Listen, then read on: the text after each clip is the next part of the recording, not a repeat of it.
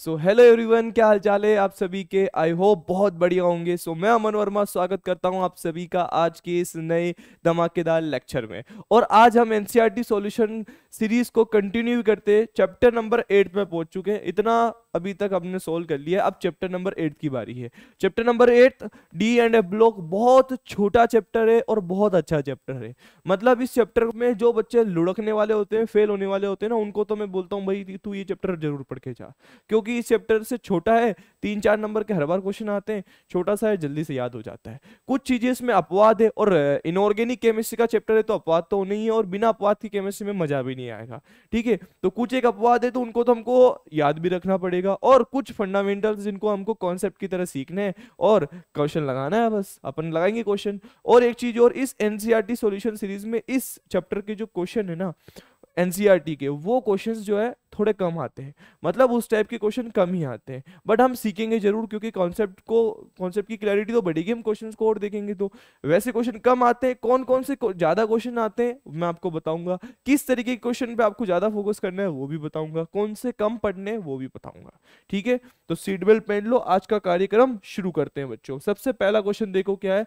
Silver परमाणु की मूल अवस्था में पूर्ण पूरित डी कक्षक है, आप कैसे कह सकते हैं कि ये एक संक्रमण तत्व है। ध्यान से सुनो, सबसे पहले तो संक्रमण तत्व क्या होते हैं ये देख लो, कि संक्रमण तत्व क्या होते हैं। संक्रमण तत्व का मतलब क्या है बच्चों, जिनका डी ऑर्बिटल, डी उपकक्षक खाली हो, अर्धपूरित हो, या फिर ऐसा बोल दो डी कक्षक पूर्ण पूरित नहीं होना चाहिए, पूर्ण पूरित नहीं होता है, डी कक्षक पूर्ण पूरित नहीं होता है, पूर्ण पूरित नहीं होता, उनको हम क्या बोलते हैं, संक्रमण तत्व। जैसे मतलब D10 नहीं होना चाहिए, D10 नहीं होना चाहिए, डी कक्षक पूरा भरा हुआ नहीं होना चाहिए, डी कक्षक खाली होना चाहिए, कुछ 10 इलेक्ट्रॉन नहीं होने चाहिए डी कक्षक में, तब हम उसको क्या बोलते हैं कि वो संक्रमण तत्व है। 3 लोग ऐसे हैं जो संक्रमण तत्व नहीं है, कौन कौन है वो, जिंक है, कैडमियम है और मरकरी है। क्यों? क्योंकि इन सबके बाह्यतम कक्ष में कितने कितने डी में 10 इलेक्ट्रॉन पाए जाते हैं, डी में 10 इलेक्ट्रॉन पाए जाते हैं, तो ये संक्रमण तत्व नहीं है। इनकी भी बात अपन वापस आगे करेंगे। ये क्या है, असंक्रमण तत्व है, क्योंकि इनका D10 डी उपकोष पूरा भरा हुआ है, और डी उपकोष पूरा भरा हुआ नहीं होना चाहिए। ठीक है, ये तो अपनी ये बात हुई। अब ध्यान से सुनना मैं क्या बोल रहा हूँ, क्वेश्चन क्या पूछ रहा है हमसे। सिल्वर की बात कर रहा है। सिल्वर कितने पर आता है, एजी कितने पर आता है बच्चों, 47 पर आता है। ये याद होना चाहिए आपको, सिल्वर कितने पर आता है, 47 पर आता है। अब इस सिल्वर का इलेक्ट्रॉनिक कॉन्फ़िगरेशन लिखते हैं तो कैसे लिखते हैं, सिल्वर से छोटा अक्रिय गैस कौन सी है, सिल्वर से छोटी अक्रिय गैस कौन सी है बच्चों, क्रिप्टॉन, जो कि कितने पर आती है, 36 पर आती है। ठीक है, अब कितने इलेक्ट्रॉन बचे हैं, 11, तो आप क्या लिखोगे, 5s2, क्यों 5s2 4d9, ऐसे लिखोगे, 5s2 4d9 लिखोगे। क्यों? क्योंकि ये किस में आता है, जो है 4D सीरीज में आता है। लेकिन ऐसा नहीं होता है, ये एक्सेप्शनल वाला केस था, अपवाद था इसमें। इसमें क्या होता है, एजी अपने बोला था, अपन ने इस पे स्टार लगाया था, एक्सेप्शन वाला केस है ये। क्या, क्रिप्टॉन 5s1, क्रिप्टॉन 5s1 और 4d10 बन जाता है ये, 5s1 और 4d10 बन जाता है। क्या होता है कि ये जो एक इलेक्ट्रॉन है ना, ये उठकर इधर चला जाता है। क्यों? इसका कारण क्या है, D10 की स्टेबिलिटी ज्यादा होती है, फिर D5 और फिर D0, ये स्टेबिलिटी का ऑर्डर रहता है। तो इन दोनों के बीच का ऊर्जा अंतराल बहुत कम है, तो यहां से एक इलेक्ट्रॉन उत्तेजित होकर अगली अवस्था में चल जाता है। क्यों चल जाता है, क्यों चुल मची उसको वहां जाने की, क्योंकि D9 से D10 ज्यादा स्टेबल है। D10 मतलब पूर्ण पूरित, और D5 का मतलब अर्धपूरित। तो पूर्ण पूरित डी कक्षक जो है वो ज्यादा स्थायी होता है, इसलिए एक इलेक्ट्रॉन आगे चला गया। ठीक है, तो ये ऐसा दिखने लग गया।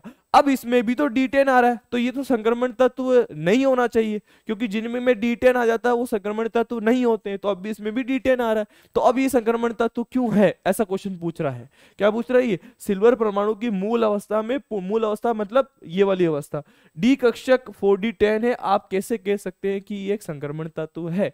पहली बात तो, 2 कारण बता दूंगा मैं आपको। पहली चीज तो सिल्वर जो है, पहली चीज तो ध्यान से देखना, सिल्वर जो है वो Ag+1 के साथ साथ +2 भी दिखाता है। Ag1 के साथ साथ वो क्या दिखाता है, +2। और +2 दिखाने का मतलब क्या है, कितने इलेक्ट्रॉन उड़ाओगे, 2 इलेक्ट्रॉन उड़ाओगे। कहां से उड़ाओगे, पहले 5s1 से उड़ाओगे और फिर एक इससे उड़ा दोगे, तो यहाँ 9 बच जाएगा। अब यहाँ पे D10 आ रहा है क्या, नहीं। Ag+1 के साथ साथ क्या दिखाता है, +2 भी दिखाता है, तो यहाँ से एक इलेक्ट्रॉन उड़ जाएगा, फिर एक इलेक्ट्रॉन यहाँ से उड़ जाएगा। तो पहली चीज तो ये। और दूसरी चीज, D10 स्थायित्व को ग्रहण करने के लिए प्राप्त किया गया है। D10 स्थायित्व को प्राप्त करने के लिए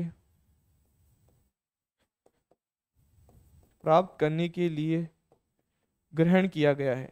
इसका मतलब क्या है, पाया नेचुरली तो D9 ही पाया जा रहा था ना, लेकिन स्टेबिलिटी को बढ़ाने के लिए एक आगे गया है। क्या इसमें ऑलरेडी D10 था क्या, नहीं, इसमें ऑलरेडी D10 नहीं था, इसमें D9 था, लेकिन अनस्टेबल फील हो रहा था, स्टेबिलिटी को बढ़ाने के लिए D10 हुआ। इसका मतलब ये थोड़ी है कि ये संक्रमण तत्व नहीं होगा, ये संक्रमण तत्व तो है, क्योंकि ये +2 ऑक्सीडेशन नंबर भी दिखा रहा है, जिसकी वजह से यहाँ पे D9 आ रहा है। साथ ही साथ D10 स्थायित्व को बढ़ाने के लिए बनाया गया है, पाया तो D9 के रूप में ही जाता है। ये दो चीजें अपन इसमें आंसर लिख सकते हैं। आई होप आपको ये चीज समझ आई होगी कि मैंने यहाँ पर क्या बोला है। ठीक है, अब देखो बच्चों, क्वेश्चन नंबर 2 क्या बोल रहा है। श्रेणी स्कैंडियम से जिंक में जिंक की कर्णन एंथैल्पी का मान सबसे कम होता है, इतना होता है क्यों। ध्यान से सुनना क्या बोल रहा हूं मैं। कर्णन एंथैल्पी का मान जो है ना, एक तरह से ये है कि कर्णन एंथैल्पी का मान अयुग्मित इलेक्ट्रॉनों पर डिपेंड करता है। किस पर डिपेंड करता है, अयुग्मित इलेक्ट्रॉनों पर। अयुग्मित इलेक्ट्रॉनों पर कर्णन एंथैल्पी निर्भर करती है। कर्णन एंथैल्पी, एंथैल्पी सही लिखता हूं क्या मैं, ये देख लेना, एंथैल्पी निर्भर करती है, कर्णन एंथैल्पी निर्भर करती है। मतलब जितने ज्यादा अयुग्मित इलेक्ट्रॉन होते हैं ना, उसकी कर्णन एंथैल्पी भी उतनी ही ज्यादा होती है। ऐसा क्यों, अयुग्मित इलेक्ट्रॉनों की वजह से। ऐसा क्यों, अयुग्मित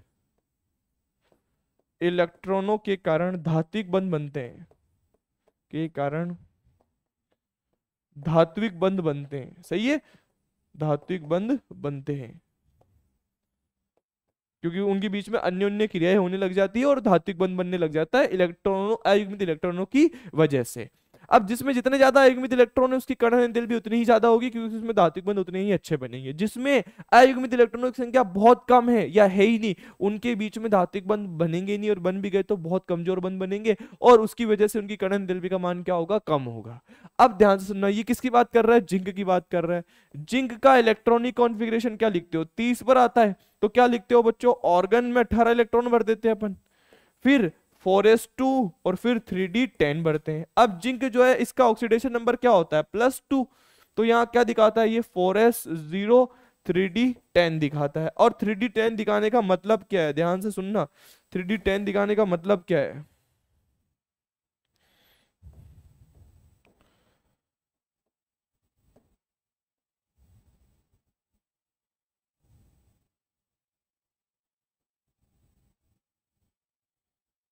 हो गए ना 5, ध्यान से देखना। अब 1 electron, 2 electron, 3 electron, 4 electron, 5 electron, 6 7 8 9 10।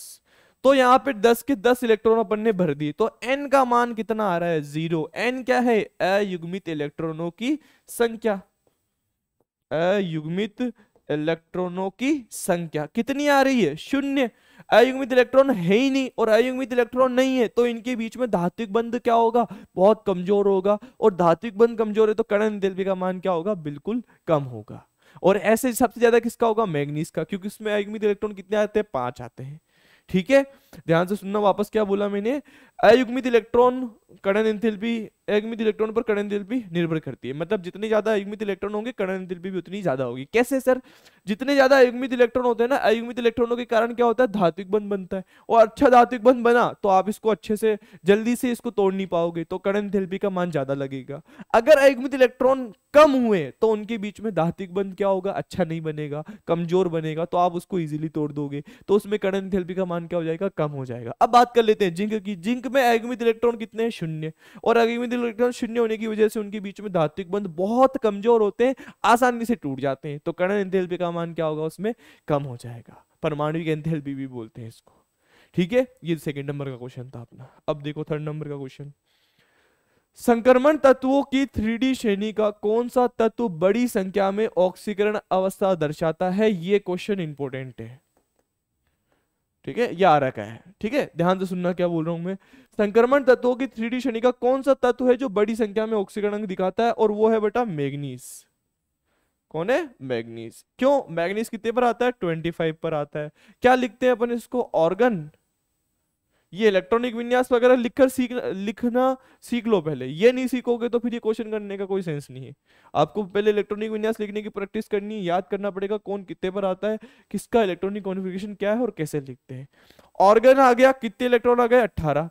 25 में से 18 भर दिए, कितने बच रहे? 7। उसको आप किस में भरोगे? पहले 4s2 में, फिर किस में भरोगे? 3D में। 3D में कितने आ जाएंगे? 5 आ जाएंगे। अब मैग्नीज क्या ऑक्सीडेशन नंबर शो करता है? मैग्नीज +2 ऑक्सीडेशन नंबर शो करता है, ठीक है। तो यहाँ क्या आ जाएगा? 4s0, ऑर्गन को लिख नहीं रहा मैं, 3d5 आ जाता है। और 3d5 आने का मतलब क्या है? एक सेकेंड, ऐसा करते हैं, इसको कॉपी करते हैं, छोड़ो। इसका मतलब क्या है बच्चों? ध्यान से देखना, 3d5 आने का मतलब क्या है?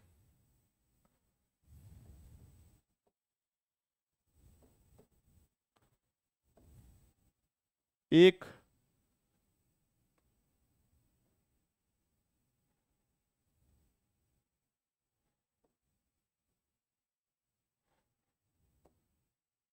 ध्यान से देखना, 5 इलेक्ट्रॉनों का मतलब कितने इलेक्ट्रॉन? 1 2 3 4 5, ऐसे ही भरोगे। तो यहाँ पे n का मान कितना आ रहा है? n का मान कितना आ रहा है? n का मान कितना आ रहा है? 5 आ रहा है, सही है। n का मान कितना आ रहा है? 5 आ रहा है। या फिर ऐसे करो, मेरी बात सुनो आप, ऐसा करो, सुनो, ध्यान से सुनना। एक तो मैंने ये भर दिया, कितने इलेक्ट्रॉन आ रहे हैं इसमें? 5। रुको जरा, सारा काम क्लियर हो जाएगा एक ही बार में। ये 5 इलेक्ट्रॉन आ रहे हैं, और ऐसा कैसे? ये एक आप क्या बनाओगे? 3D 4s बनाओ, 4s बनाओ। इसमें कितने इलेक्ट्रॉन है बच्चों? 2 इलेक्ट्रॉन है, ठीक है, ऐसा। अब इसकी ऑक्सीडेशन नंबर चेक करो, किसकी कितनी क्या आ रही है। ध्यान से सुनना मेरी बात को, क्या बोल रहा हूं मैं। पहले यहां से आप, ये क्या है? 4s है, और ये क्या है? 3D है। सबसे पहले किससे इलेक्ट्रॉन बाहर निकलते हैं? 4s से। क्या यहाँ से एक इलेक्ट्रॉन बाहर निकल सकता है? क्या नहीं। यहाँ से कितने इलेक्ट्रॉन बाहर निकालोगे? 2। तो यहाँ पे जैसे ही ये 2 इलेक्ट्रॉन बाहर निकल जाएंगे तो ये क्या शो कर देगा? +2 शो कर देगा। 2 इलेक्ट्रॉन निकलने के बाद में यहाँ पे क्या बच रहा है? D5 बच रहा है, जो कि बहुत स्थायी है। इसलिए मैग्नीज की सबसे सर्वाधिक ऑक्सीकरण कितनी होती है? +2, क्योंकि उसका स्टेबल फॉर्म वही बनता है। 2 निकल गए, इसके बाद ये वाला भी निकाल सकते हो, तो क्या दिखाएगा? ये +3। फिर एक ये भी निकाल सकते हो आप, तो क्या दिखाएगा? ये +4। फिर ये वाला भी निकालोगे तो ये क्या दिखाएगा बच्चों? +5। फिर ये वाला भी निकालेगा तो ये क्या दिखाएगा? +6। ये वाला भी निकाल देगा तो क्या दिखा देगा? +7। तो ये ऑक्सीडेशन नंबर है जो मैग्नीज शो कर सकता है। +2 +3 +4 +5 +6 और +7 ये शो कर सकता है। लेकिन इनमें सबसे इंपॉर्टेंट कौन सी है? सबसे ज्यादा स्थायित्व वाली कौन सी है? मैग्नीज +2 सर्वाधिक स्थायी है। मैग्नीज +2 सर्वाधिक स्थायी है। मैग्नीज +2 सर्वाधिक स्थायी है। क्यों? क्योंकि इसमें लास्ट में 3d5 बच जाता है। +2 का मतलब 2 इलेक्ट्रॉन उड़ा दिए, फिर क्या बच रहा है? 3d5, जो कि अर्धपूरित होने के कारण, अर्धपूरित होने के कारण, अर्धपूरित होने के कारण अधिक स्थायी है। अर्धपूरित होने के कारण क्या है? अधिक स्थायी। जो भी D5 आ जाता है ना, वो हाफ फील्ड हो जाता है, और हाफ फील्ड की वजह से उसकी स्टेबिलिटी ज्यादा हो जाती है। तो आप ध्यान रखना, इन सब में से 3D श्रेणी में सर्वाधिक ऑक्सीकरण कौन दिखाता है? मैग्नीज। क्यों? क्योंकि उसके बाह्यतम कक्ष में 5 अनपेड इलेक्ट्रॉन होते हैं। अनपेड इलेक्ट्रॉनों की संख्या 5 है। तो वो कौन कौन सी ऑक्सीडेशन नंबर शो कर सकता है? +2 +3 +4 +5 +6 और +7, जो कि सबसे ज्यादा है, ठीक है। उसके बाद में Mn+2, ये मैंने अपनी मर्जी से बताया तुमको। Mn+2 सर्वाधिक स्थायी होता है, क्योंकि इसमें 3D अर्धपूरित होने के कारण ये क्या है बच्चों? अधिक स्थायी है, ठीक है। आगे देखो बच्चों, बहुत इंपॉर्टेंट क्वेश्चन था ये। अब देखो क्या है, कॉपर के लिए E0 M+2m का मान धनात्मक इतना होता है, सही है, हमने इलेक्ट्रोकेमिस्ट्री में भी देखा है। इसके संभावित कारण क्या है?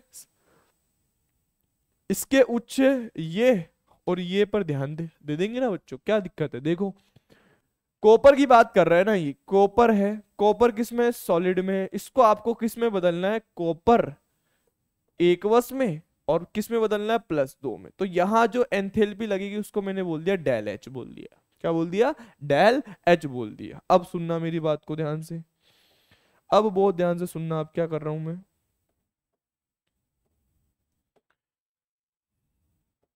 देखो यहां से यहां जाने में कुछ एंथैल्पी का काम लगता है, ये आपने बोन होबर चक्र में पढ़ा होगा।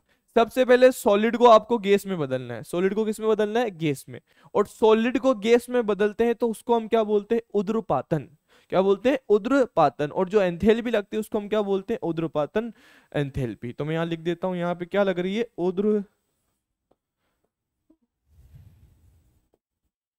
उद्रपातन एंथैल्पी, सब्लिमेशन बोलते हैं हम इसको, उद्रपातन एंथैल्पी, जिसको हम किससे दिखाते हैं, डेल एस यू बी से। ये क्या होती है, सब्लिमेशन एंथैल्पी। किसी भी ठोस वस्तु को डायरेक्ट किस में बदलना होता है, गैस में। सॉलिड को डायरेक्ट किस में बदलना होता है, गैस में। तो सॉलिड को, कॉपर सॉलिड था, उसको हमने किस में बदल दिया बच्चों, गैस में बदल दिया। अब ध्यान से देखना क्या बोल रहा हूं मैं। अब इस गैस के अंदर आप लगाओगे आयनन एंथैल्पी। क्या लगाओगे, आयनन एंथैल्पी, आयनन एंथैल्पी।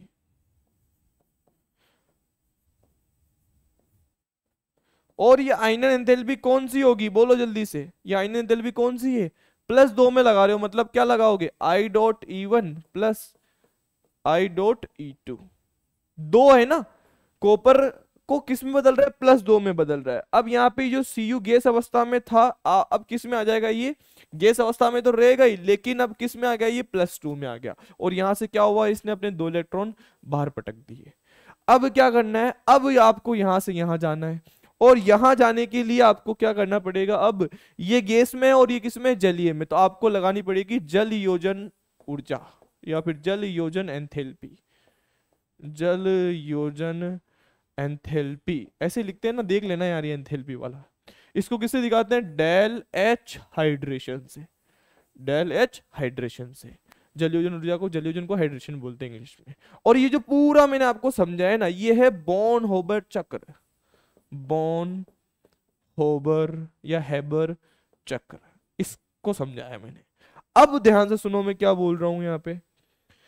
कॉपर सॉलिड से यहां जाने में जो एंथैल्पी लगी है डेल एच, वो किस पर निर्भर कर रही है, वो इन 3 चीजों पर, 1 2 3 पर। उद्रपातन डेल सब्लिमेशन पे, प्लस आयनन एंथैल्पी, डेल आयनन एंथैल्पी को किससे दिखा रहा हूं, आई से, प्लस किस पे, डेल एच हाइड्रेशन पे, हाइड्रेशन पे। इन 3 चीजों पर ये निर्भर कर रही है, अपन ऐसा बोल रहे हैं। ये बॉन ओवर चक्र समझाया मैंने अभी तक आपको, कि यहां से यहां जाने के लिए आपको 3 चीजों से गुजरना पड़ेगा, इन 3 चीजों का मानिए है। अब मैं क्या बोल रहा हूं, ध्यान से सुनना, बहुत इंपॉर्टेंट चीज बोल रहा हूं मैं, ये कि यहां पर ये जो परमाणविक एंथैल्पी है, या फिर इसको अपन क्या बोलते हैं, सब्लिमेशन एंथैल्पी है, इसका मान ज्यादा होता है। सब्लिमेशन एंथैल्पी का मान इसमें ज्यादा होता है, और ये वाला मान कम होता है, हाइड्रेशन एनर्जी का मान कम होता है। ये चीज आपको थोड़ी सी ध्यान रखनी पड़ेगी, ठीक है। कॉपर के लिए थोड़ी स्पेशल बात होती है कि हाइड्रेशन एनर्जी का मान कम है और सब्लिमेशन एंथैल्पी का मान कम है। और अब यहाँ पे जो डेल एच आता है ना, ये कैसा आता है, पॉजिटिव आता है। इन तीनों का योग जो है ना, वो कैसा आ जाता है, पॉजिटिव आता है। पहली बात इसने बोला कि आप एक तो इस पे फोकस करो और एक इस पे फोकस करो, तो मैंने कहा ठीक है कर देंगे, क्या दिक्कत है। इस पे फोकस करा तो ये थोड़ी इसकी वैल्यू कम होती है, ऋणात्मक में होती है, इसकी वैल्यू थोड़ी ज्यादा होती है, धनात्मक में होती है, लेकिन तीनों का योग क्या होता है, पॉजिटिव। और इसकी वजह से यहाँ पे जो ई नोट आता है ना कॉपर के लिए, Cu+2 से Cu के लिए वो 0.34 वोल्ट आता है, ये भी कैसा आ जाता है, पॉजिटिव आ जाता है। क्योंकि ये असंतुलित नहीं हो पाती, असंतुलित हो जाता है, असंतुलन के कारण इसका मान भी कैसा आ जाता है बच्चों, पॉजिटिव आ जाता है। ये हमने किससे सीखा, बॉन होबर चक्र से सीखा, ठीक है। मतलब ये वाला जो मान होता है ना, मानक इलेक्ट्रोड विभव का मान, ये 3 चीजों पर निर्भर करता है, उद्रपातन पर, जलयोजन पर, और उस आयनन एंथैल्पी पर, ठीक है। ये चीज आपको मैंने यहाँ पर ऐसे समझाई है, ठीक है। अब नेक्स्ट क्वेश्चन देखो, संक्रमण तत्वों की प्रथम श्रेणी में आयनन एंथैल्पी प्रथम और द्वितीय में अनियमित परिवर्तन को आप कैसे समझाएंगे, ठीक है। ऐसे क्वेश्चन नहीं आते हैं, लेकिन मैं आपको आंसर बता देता हूं। देखो 3D श्रेणी में अपन क्या लिखते हैं, 3D1 आता है, 3D2 आता है, 3D3 आता है, 3D4 नहीं आता, 3D5 आता है, फिर 3D5 आता है, 3D6 आता है, 3D7 आता है, 3D8 आता है, 3D9 नहीं आता, 3D10 आता है, और यहाँ पर फिर 3D10 आता है बाएं से दाएं जाने पर। पता है ना मैं किसकी बात कर रहा हूँ? मैं बात कर रहा हूँ स्कैंडियम की। ये स्कैंडियम है, टाइटेनियम है, वेनेडियम है, क्रोमियम है, मैग्नीज है, फेरस है, कोबाल्ट है, निकल है, कॉपर है, जिंक है। सही है, ये इसकी बात कर रहा हूं मैं। अब ये बोल रहा है कि अब देखो बाएं से दाएं जा रहे हैं अपन, लेफ्ट टू राइट जा रहे हैं, लेफ्ट टू राइट जा रहे हैं, बाएं से दाएं जा रहे हैं। तो बाएं से दाएं जाने पर आयनन एंथैल्पी में क्या होती है? आयनन एंथैल्पी में क्या होना चाहिए? जनरली आयनन एंथैल्पी में क्या होता है? वृद्धि होती है बाएं से दाएं जाने पर। लेकिन यहां अनियमित परिवर्तन होता है। यहां क्या होता है? अनियमित परिवर्तन होता है। अनियमित परिवर्तन होता है मतलब पहले बढ़ रही है, फिर घट रही है, कहीं टॉप पे चल गई, कहीं डिक्रीज पर हो गई। ऐसा क्यों हो रहा है? इनके आकार परिवर्तन के कारण, इनके आकार में परिवर्तन के कारण, इनके आकार में परिवर्तन के कारण। आपको पता है ना इनके आकार में बहुत परिवर्तन हो रहा था। आकार में वैसे कमी होनी चाहिए थी, लेकिन कमी नहीं हो रही थी। पहले यहां तक कमी हो रही थी, फिर बराबर चला, फिर वृद्धि हो गई थी शील्डिंग इफेक्ट के कारण और उसके प्रवाही नाभिक के आवेश के कारण। तो आकार में परिवर्तन हो रहा है, आकार में कुछ अनियमित परिवर्तन आ रहा है, तो आयनन एंथैल्पी में भी क्या होता है? अनियमित परिवर्तन आता है। साथ ही पहली चीज तो ये, और साथ ही साथ D10 की स्टेबिलिटी ज्यादा होती है, फिर D5 आता है, फिर D0 आता है। इनकी स्टेबिलिटी की वजह से भी इनमें ऐसा ऐसा गेम चलने लग जाता है और आयनन एंथैल्पी के मान में परिवर्तन आने लग जाते हैं। नियमित परिवर्तन नहीं आता है, रेगुलर चेंजेस नहीं आते, इरेगुलर चेंजेस आ जाते हैं, क्योंकि साइज में भी आ रहा है और आयनन एंथैल्पी का मान साइज पर निर्भर करता है। साइज प्रभावी नाभिक आवेश पर निर्भर करता है, प्रभावी नाभिक आवेश आयनन एंथैल्पी पे भी निर्भर करता है। इसकी वजह से इसमें अनियमित परिवर्तन आते हैं। आपको बता दी मैंने, ऐसे क्वेश्चन कभी नहीं आते। ठीक है, आगे देखो। कोई धातु, ये इंपॉर्टेंट क्वेश्चन है भाई साहब, ये आ रखा है एक बार, ये इंपॉर्टेंट लगा दो इसको। कोई धातु अपनी उच्चतम ऑक्सीकरण अवस्था केवल ऑक्साइड तथा फ्लोराइड में ही क्यों प्रदर्शित करती है? ऑक्सीजन और फ्लोरीन, ऑक्सीजन व फ्लोरीन दोनों का ही आकार, दोनों का ही आकार छोटा है और अधिक विद्युत तत्व है। दोनों ही क्या है? अधिक विद्युत ऋणी तत्व है। इनकी इलेक्ट्रॉन नेगेटिविटी ज्यादा होती है, विद्युत ऋणी तत्व है। दोनों की इलेक्ट्रॉन नेगेटिविटी ज्यादा होती है, दोनों ही अधिक विद्युत ऋणी तत्व है, जिसके कारण ये अन्य तत्वों को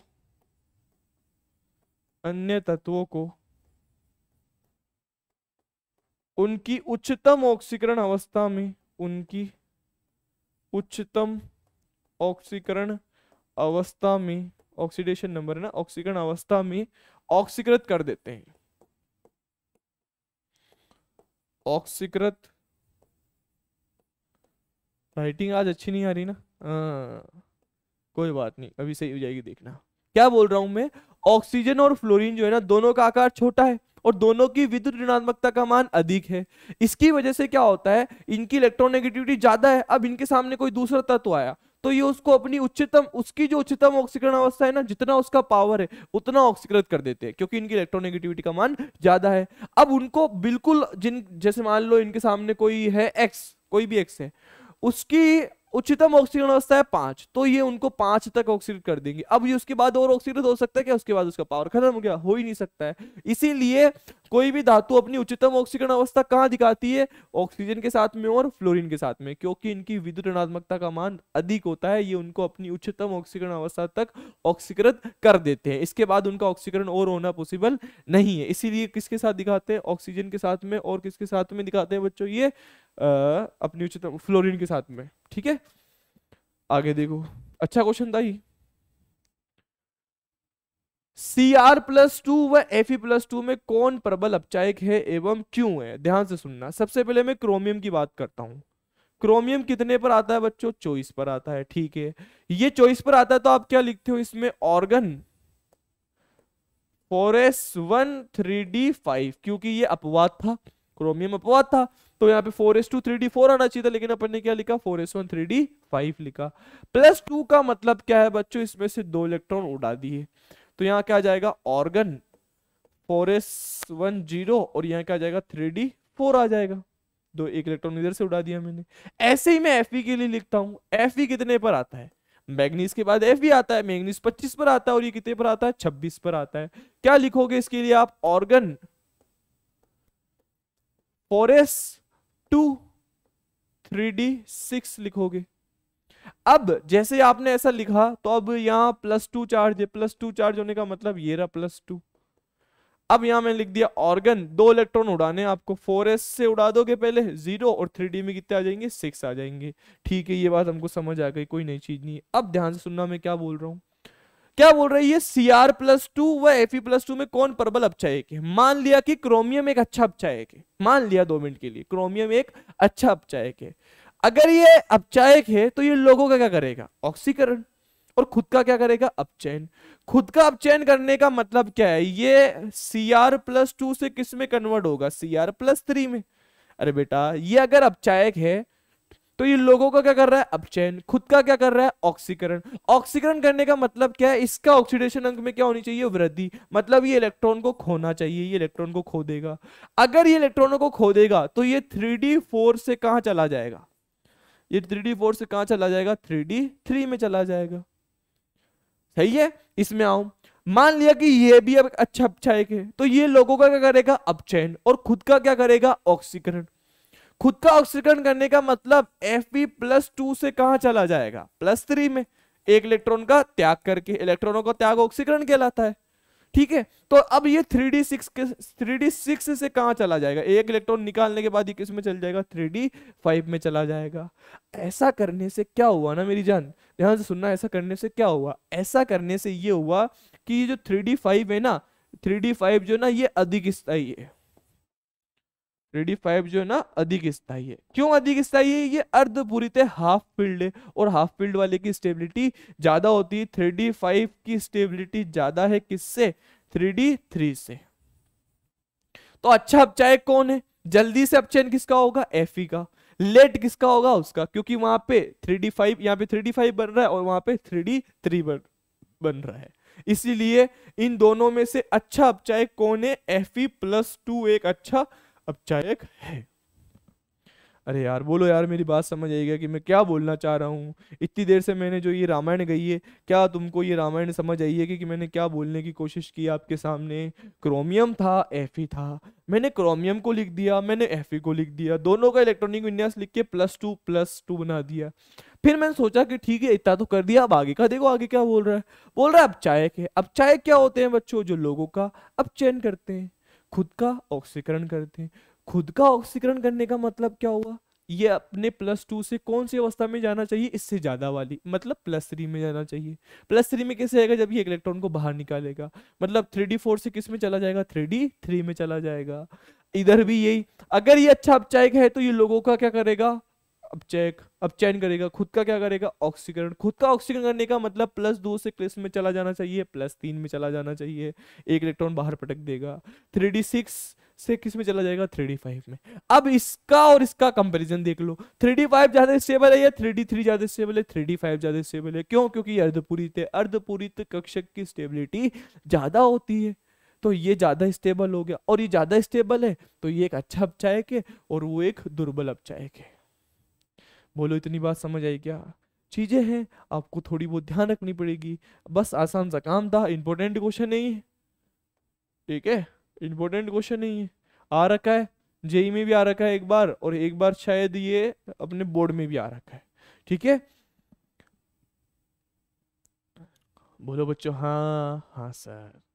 देखो आपको चीजें तो करनी पड़ेगी ना बेटा, आपको अब सब चीजों को इग्नोर करना है, जितनी भी आपकी चीजें है ना, रिलेशनशिप हुआ, दोस्त हुए, यार हुए, इन सब को थोड़े टाइम के लिए आप साइड में रखो। आपको फर्क ही नहीं पड़ना चाहिए कि ये लोग आपके लिए क्या सोच रहे हैं, क्योंकि एंड द एंड ये काम नहीं आएंगे, एंड द एंड आपका काम काम में आएगा, और अभी आपका काम क्या है, ये। तो आपको इन सब चीज़ों में आपकी फर्स्ट प्रायोरिटी ये होनी चाहिए, और आपको इतना स्ट्रांग बनना है कि किसी और से आपको कोई फर्क नहीं पड़ना चाहिए, कोई क्या सोच रहा है, कोई क्या बोल रहा है आपके लिए, वो उनका काम है, आपका काम ये है। समझ गए ना? चलो आगे क्वेश्चन देखो बच्चों। M+2 जेड बराबर 27 के लिए पृथक्करण मात्र चुंबकीय आघूर्ण की गणना करो। मतलब ये क्या बोल रहा है, कोई मेटल धातु है जो कितने पर आती है, 27 पर आती है। 27 पर आने का मतलब आप इसका इलेक्ट्रॉनिक कॉन्फ़िगरेशन कैसे लिखोगे, ऑर्गन 18 इलेक्ट्रॉन ऑर्गन में, 2 इलेक्ट्रॉन 4s2 में, 3D में भर दो। कितने भर दोगे, 18 और 2 20, और अब कितने बच रहे हैं, 7 इलेक्ट्रॉन भर दोगे बच्चों। +2 का मतलब क्या है, 2 इलेक्ट्रॉन उड़ा दो। 2 इलेक्ट्रॉन उड़ाओगे तो ये क्या बच जाएगा, ऑर्गन 4s0 3D 7। +2 का मतलब क्या बच जाएगा, 3D 7 बच जाएगा। अब आपको वो बनाना है, एक अच्छा सा बना देते हैं अपन।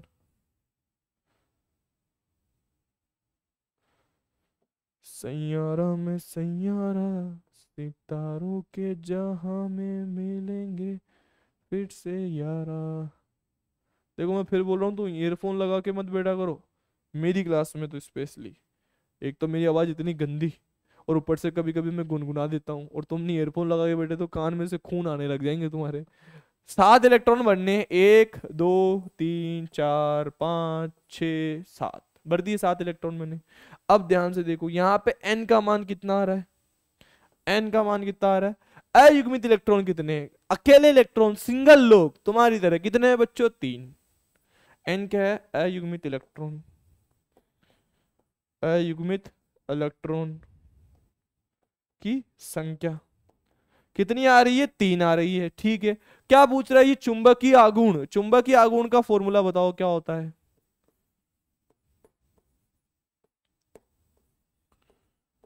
चुंबकीय आघूर्ण का फॉर्मूला बताओ क्या होता है। चुंबकीय आघूर्ण को बोलते हैं मैग्नेटिक मोमेंट। फॉर्मूला होता है इसका बच्चों n, n+2, और मात्रा क्या होता है इसका, bm। bm का मतलब क्या है, Bohr magneton, Bohr magneton. bm का मतलब क्या बच्चों, बोहर मैग्नेटोन। अब यहां से आप मैग्नेटिक मोमेंट कैलकुलेट कर लो। n का मान कितना है बच्चों, 3 है, तो यहाँ 3 लिख दो, फिर 3+2 लिख दो। तो यहाँ से मैग्नेटिक मोमेंट कितना आ जाएगा, बोलो जल्दी से। 3 2 5, 5 3 15, √15 ऐसा भी लिख दो, या फिर आप इसको और सोल्व करके लिख लो, ये हो जाएगा 3.86 बोहर मैग्नेटॉन। अब कैसे आया ये सुनो, देखो √15 बोहर मैग्नेटॉन लिखकर आओगे ना, कोई गलत नहीं कर सकता, कोई माइकल लाल या माइकल लाली पैदा नहीं हुई जिसको गलत कर देवे। लेकिन अगर आप चाहते हो कि इसको और कैलकुलेट करके लिखना है, तो √15 की कैलकुलेशन 3.86 लिखी मैंने। कैसे लिखी, वैसे भी सोल्व कर सकते हो, थोड़ा एक्स्ट्रा दिमाग लगा सकते हो। इसमें अयुग्मित इलेक्ट्रॉनों की संख्या कितनी है, 3, तो फिक्स से जितने अयुग्मित इलेक्ट्रॉन है फिक्स से 3 पॉइंट समथिंग में आंसर आएगा। अगर मान लो n का मान 4 होता ना, तो फिक्स से 4 पॉइंट समथिंग कुछ मान आता। ये मैं आपको दिमाग लगाने की बात ही बता रहा हूँ डायरेक्ट। मान लो अयुग्मित इलेक्ट्रॉनों की संख्या 5 होती तो 5 पॉइंट समथिंग कुछ आंसर आता बोहर मैग्नेटॉन में। यहाँ पर, यहाँ नहीं, यहाँ पर रूट वूट को सोल्व करने के बाद करके देख लेना भले। आप कभी जेई नीट में क्वेश्चन आए तो आप डायरेक्ट दिमाग लगाना, वहां पे कैलकुलेशन करने नहीं बैठ सकते वहां पे अपन। ठीक है, ये कुछ खास बात थी तो मैंने आपको बता दी। इस क्वेश्चन में चुंबकीय आघूर्ण का मान कितना है, 3.86 बोहर मैग्नेटॉन, या फिर क्या आ गया, √15 आ गया। आगे देखो, स्पष्ट कीजिए कि स्पष्ट कीजिए। पहले मैं जब छोड़ा था ना तो मैं स्पष्ट को स्पष्ट पढ़ता था कि स्पष्ट कीजिए, अब पता चलता है ये स्पष्ट नहीं स्पष्ट है ना। स्पष्ट कीजिए कि Cu+ आयन जलीय विलयन में स्थायी नहीं है, क्यों।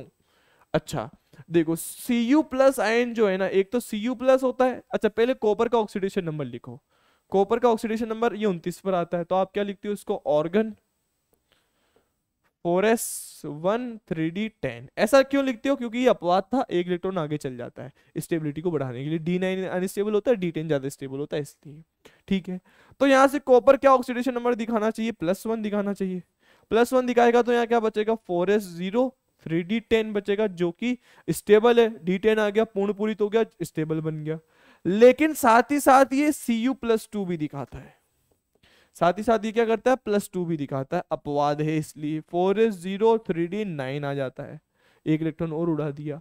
अब बोल रहे हैं Cu+1 स्टेबल है या Cu+2 स्टेबल है, तो इसका आंसर है बच्चों स्टेबल कौन ज्यादा है, Cu+2 ज्यादा स्टेबल है और Cu+1 कम स्टेबल है। वैसे होना ये ज्यादा स्टेबल चाहिए, ये ज्यादा स्टेबल होना चाहिए। क्यों ज्यादा स्टेबल होना चाहिए, क्योंकि D10 आ रहा है। ये कम स्टेबल होना चाहिए क्योंकि D9 आ रहा है। लेकिन फिर भी Cu+2 ज्यादा स्टेबल है और Cu+ कम स्टेबल है। अब अपवाद तो बोल दिया, लेकिन कुछ तो कारण होगा। ऐसे थोड़ी हो सकता है कि ऐसे ही दे दिया मैंने आपको, ये कुछ ना कुछ तो रीजन होगा ना बच्चों। बोलो बात समझ आई क्या। अब मैं क्या बोलना चाह रहा हूं, ध्यान से सुनना। पहला कारण तो क्या है,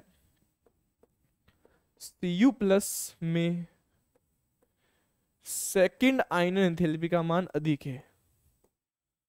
आयनन एंथैल्पी का मान अधिक है।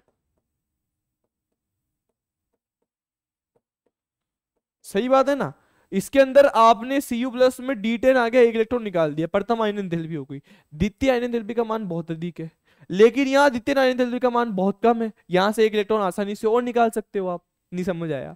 एक इलेक्ट्रॉन उड़ाना था कॉपर में से, प्रथम आयनन एंथैल्पी हुई, ये बन गया।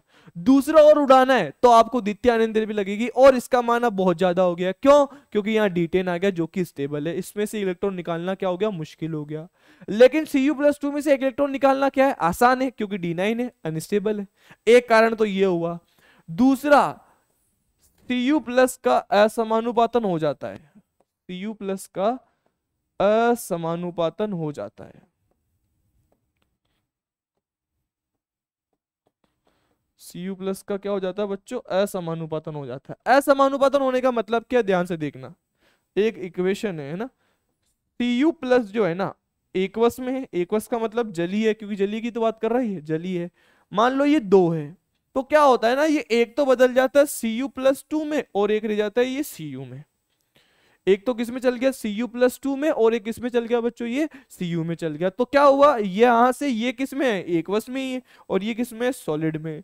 इसका असमानुपातन हो गया। असमानुपातन का मतलब क्या है, यहां से यहां जाने में क्या हुआ है, +1 से +2 में चल गया, ऑक्सीडेशन नंबर में वृद्धि हो गई, मतलब ऑक्सीडेशन हो गया इसका, ऑक्सीडेशन हो गया इसका। साथ ही साथ यहां से यहां जाने में +1 से कहां चल गया, ये 0 में चल गया, तो ऑक्सीडेशन नंबर में कमी आ गई। तो मतलब यहां इसका क्या हो गया, रिडक्शन हो गया। रिडक्शन होने का मतलब इसका अपचयन हो गया। इसी का ऑक्सीकरण भी हो गया, इसी का अपचयन हो गया। इसको हम क्या बोलते हैं, असमानुपातन। तो +1 जैसे ही आप जलीय विलयन में डालोगे तो वो किस में कन्वर्ट हो जाएगा, सॉलिड में, और कॉपर 0 में, और +2 में। मतलब +2 की स्टेबिलिटी ज्यादा है, तभी तो इसमें कन्वर्ट हो रहा है। +1 की स्टेबिलिटी कम है, इसीलिए तो वो जल्दी से उसमें बदल जा रहा है। तो दो कारण बोलेंगे अपन कि Cu+ में द्वितीय आयनन एंथैल्पी का मान ज्यादा है, साथ ही साथ Cu+ का असमानुपातन हो जाता है जलीय विलयन में। ये फटाफट किस में कन्वर्ट हो जाता है, +2 में, और किस में चला जाता है, 0 में। इसीलिए Cu+1 की स्टेबिलिटी कम है और Cu+2 की स्टेबिलिटी ज्यादा है। आई होप आपको ये चीज समझ आई होगी कि मैंने क्या रामायण यहाँ पर गाई है। बोलो बच्चों हाँ हाँ सर। अब देखो अगला क्वेश्चन क्या है। लेंथेनोइड अंकुचन, अंकुचन बोल लो या संकुचन बोल लो, की तुलना में एक तत्व से दूसरे तत्व के बीच एक्टेनोइड संकुचन अधिक होता है, क्यों। ध्यान से सुनना मैं क्या लिख रहा हूं यहाँ पे। लेंथेनोइड संकुचन, लेंथेनोइड संकुचन है और यहाँ एक्टेनोइड संकुचन है।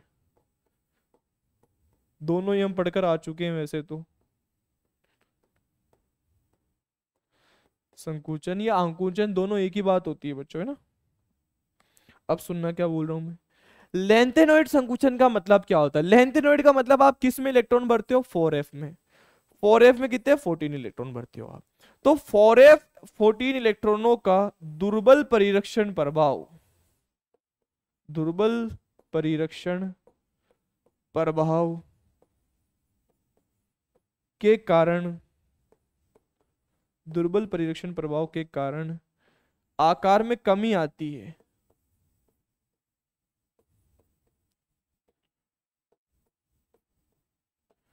आकार में कमी आती है, जिसे हम क्या बोलते हैं, लेंथेनोइड संकुचन।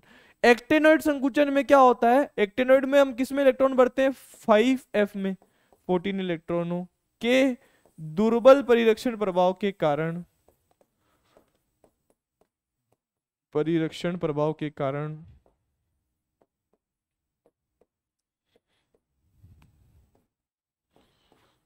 दुर्बल परिरक्षण प्रभाव के कारण आकार में कमी आती है।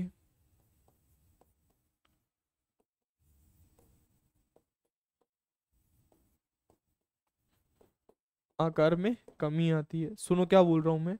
लेंथेनॉइड संकुचन का मतलब क्या होता है? लेंथेनॉइड क्या होते हैं? जिनके 4f में इलेक्ट्रॉन भरते हैं। अब 4f में जैसे इलेक्ट्रॉन भरते हैं ना, तो इनका परिरक्षण प्रभाव लग जाता है। परिरक्षण प्रभाव का मतलब क्या है? एक परत बन जाती है, शील्ड बन जाती है, तो प्रतिकर्षण कम हो गया। ऐसा बोल लो, प्रतिकर्षण कम हो गया, दुर्बल प्रतिकर्षण हो गया। तो प्रतिकर्षण कम हो गया तो बढ़ेगा क्या? आकर्षण। और आकर्षण बढ़ेगा तो साइज क्या हो जाएगा? छोटा। साइज में, आकार में क्या हो जाएगी? कमी, जिसको हम क्या बोलते हैं? लेंथेनॉइड संकुचन। ऐसे ही सेम आप इसमें बोलोगे। 4f 5f 14 इलेक्ट्रॉनों का क्या लगता है? दुर्बल परिरक्षण, मतलब इनमें प्रतिकर्षण कम हो गया, दुर्बल हो गया, तो आकर्षण ज्यादा हो गया। आकर्षण ज्यादा हो गया, अब क्या हुआ? आकर्षण ज्यादा हुआ तो साइज क्या हो गया? छोटा, जिसको हम क्या बोलते हैं? एक्टेनोइड संकुचन। अब क्वेश्चन ये बोल रहा है कि लेंथेनोइड संकुचन ज्यादा है या एक्टेनोइड संकुचन ज्यादा है, तो आंसर ये है एक्टेनोइड संकुचन ज्यादा होता है। क्यों? क्योंकि कारण लिख रहा हूं मैं यहाँ पे, ध्यान से सुनना। एक्टेनोइड संकुचन ज्यादा क्यों होता है, ध्यान से सुनना। 4f 14 व 5f 14 में दुर्बल परिरक्षण प्रभाव, दुर्बल परिरक्षण प्रभाव, दुर्बल परिरक्षण प्रभाव 4f 5f 14 इलेक्ट्रॉनों का होता है। 5f 14 इलेक्ट्रॉनों का होता है, जिससे अधिक संकुचन, जिससे अधिक संकुचन भी 5f 14 इलेक्ट्रॉनों वाले तत्वों में होता है, तत्वों में होता है। बोलो, मैं बात समझिए क्या मैं क्या बोलना चाह रहा हूं। दुर्बल परिरक्षण प्रभाव ज्यादा किसका लगता है? 5f का, ये 4f का, 5f का, क्योंकि और ज्यादा दूर होगा, एक क्वांटम नंबर बढ़ गया तो दुर्बल परिरक्षण प्रभाव और ज्यादा हो गया, और कम हो गया प्रतिरक्षण प्रभाव, प्रतिकर्षण और कम हो गया, मतलब आकर्षण और ज्यादा हो गया, तो साइज और छोटा हो जाएगा। साइज और छोटा हो जाएगा तो संकुचन ज्यादा हो रहा है, तो किसमें होता है? वो एक्टेनोइड संकुचन में होता है। ये चीज अपन ने नोट्स में भी लिखी थी, ठीक है। आगे देखो, बस थैंक यू, खत्म हो गया यहाँ पे अपना काम। देखो अब क्या बोल रहा हूँ मैं। थैंक यू, आपने इतनी देर हमसे पढ़ाई की, बहुत अच्छा लगा होगा। जितना मुझे अच्छा लगा उतना ही आपको लगा होगा, ये आप कमेंट सेक्शन में जरूर बताना। चैनल को सब्सक्राइब करो, बेल आइकन को दबा दो, और अपने सभी दोस्तों को शेयर कर दो कि हाँ हमने आज ये पढ़ाई करी है, आप भी करो, आप भी मजे लो, ठीक है। तो मिलते हैं नेक्स्ट वीडियो में, तब तक के लिए बाय बाय, धन्यवाद। पढ़ते रहिए, मजे करते रहिए।